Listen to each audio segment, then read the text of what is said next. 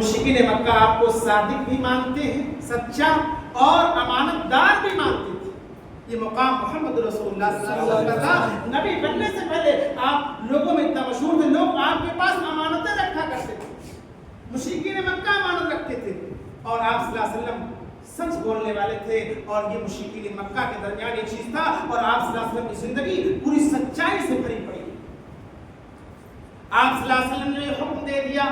کہ اے میری قوم کے لوگ بتاؤ کیا اس چیز کو تم لوگ مانتے ہو؟ کہا اے محمد بن عبداللہ، اے محمد رسول اللہ صلی اللہ علیہ وسلم، یقیناً ہم اس بات کو ماننے والے ہیں، آپ تو سچ کے علاوہ کچھ بولتے ہی نہیں ہیں۔ تو آپ صلی اللہ علیہ وسلم نے کہا میں آگاہ کر رہا ہوں تمہیں اللہ کی عذاب سے، اللہ کے ڈر سے، پرلے کا دن آنے والا ہے، ایک دن ایسا آئے گا جو تم اللہ کے پیارے ہو جاؤ گے، موت آ جائے گی، اللہ کے پاس تمہیں پہنچنا ہے، اللہ کے سامنے کھڑے ہو کر حساب و کتاب دینا ہے، اور اس دن سے میں ڈرا رہا ہوں، اپنے آپ کو جہنم سے بچانے کی تیاری کر لو، ایمان لے آؤ، نیک اعمال کرو، بتوں کی گندگیوں سے اپنے آپ کو دور کر لو۔ اس بارے میں تمہیں آگاہ کر رہا ہوں، ڈرا رہا ہوں کہ اللہ والے بن جاؤ،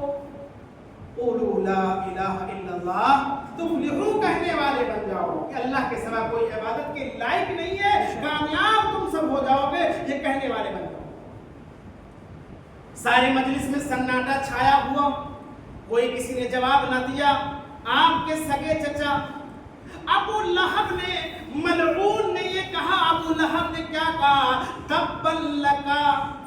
اے محمد ابن عبداللہ، محمد رسول اللہ صلی اللہ علیہ وسلم، تیرے لیے ہلاکت و بربادی ہو۔ یہ جملہ آپ کے سگے چچا نے یہ جملہ کہا، ابو لہب نے کہا جو اسلام کے اندر داخل نہ ہوا، تیرے لیے ہلاکت و بربادی ہو، تبا لکا، تیرے لیے ہلاکت و بربادی ہو۔ اسی لیے ہم لوگوں کو یہاں پر جمع کیا تھا کہ اللہ سے ڈرنے والے بن جاؤ، اللہ سے خوف کھانے والے بن جاؤ، اسی لیے ہم لوگوں کو یہاں پر جمع کیا تھا۔ اللہ رب العالمین کو رہا نہ گیا،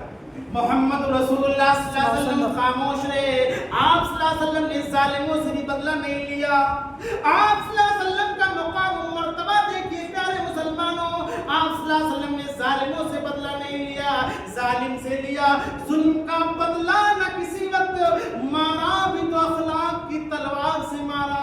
یہ ہم سب کے محمد رسول اللہ صلی اللہ علیہ وسلم کا مقام و مرتبہ تھا۔ جب ابو لہب نے ایسی ویسی بات آپ صلی اللہ علیہ وسلم کے بارے میں کہی کہ تیرے لیے ہلاکت و بربادی ہو، اللہ کے نبی صلی اللہ علیہ وسلم کے بارے میں ابو لہب نے، ملعون نے بات کہا، اللہ نے قرآن مجید کی ایک مکمل سورہ کو نازل کر دیا، بسم اللہ الرحمن الرحیم، تبت یدا ابی لہب وتب، ابو لہب کے دونوں ہاتھ ٹوٹ گئے، وہ ہلاک ہو گیا، برباد ہو گیا،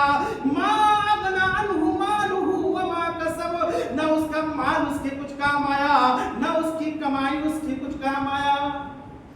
ما اغنی عنہ مالہ وما کسب،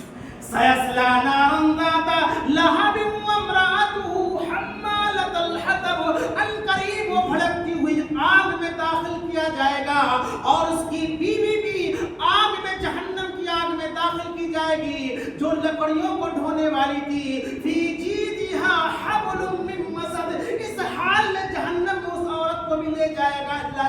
جائے گا، اللہ کے فرشتے لے جائیں گے کہ اس کے گلے میں، اس کے گلے میں کھجور کی بٹی ہوئی رسی ہوگی، بنی ہوئی رسی ہوگی، اسی سے گھسیٹ کر اس کو بھی جہنم میں ڈال دیا جائے گا، ابو لہب کو بھی جہنم میں ڈالا جائے گا، اور اس کی بیوی کو بھی جہنم کے اندر ڈال دیا جائے گا، اس لیے کہ اس کی بیوی اتنی بدتمیز تھی کہ اللہ کے نبی صلی اللہ علیہ وسلم جس راستے سے جایا کرتے تھے، آپ صلی اللہ علیہ وسلم کے پیروں کے نیچے کانٹے بچھا دیا کرتی تھی۔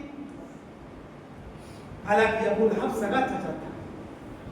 آپ صلی اللہ علیہ وسلم نے کچھ نہیں کہا، ایمان نہیں لایا وہ ابو لہب، واصل جہنم ہو گیا، اس کی بیوی بھی واصل جہنم ہوئی، اور موت اس کی ایسی ہوئی، ابو لہب کی موت ایسی موت ہوئی کہ اس کے گھر والوں نے اسے دفن کرنا بھی گوارا نہیں کیا۔ جو محمد رسول اللہ صلی اللہ علیہ وسلم کے ساتھ اتنی بڑی بدسلوکی کرتا ہو اور آپ صلی اللہ علیہ وسلم کے بارے میں ایسی ویسی باتیں کرتا ہو، اللہ ایسے ظالموں کو نہیں چھوڑتا، ایسے ظالموں کو اللہ ہلاک و برباد کرتا ہے، اور صلی اللہ علیہ وسلم کے خلاف کچھ بولتے ہیں، آپ کی تعظیم اور آپ کی وقات کو گھٹانا چاہتے ہیں، آپ کو گالی گلوچ دیتے ہیں، ایسی اسے موت ہوئی کہ اس کے لڑکوں نے کیا تھا، بانس سے ڈھکیل کے مٹی میں گریز کے اس کو گڑھے میں ڈال دیا گیا. ایسی بیماری اسے ہو گئی تھی کہ اسے ہاتھ بھی لوگوں نے لگانا پسند نہیں.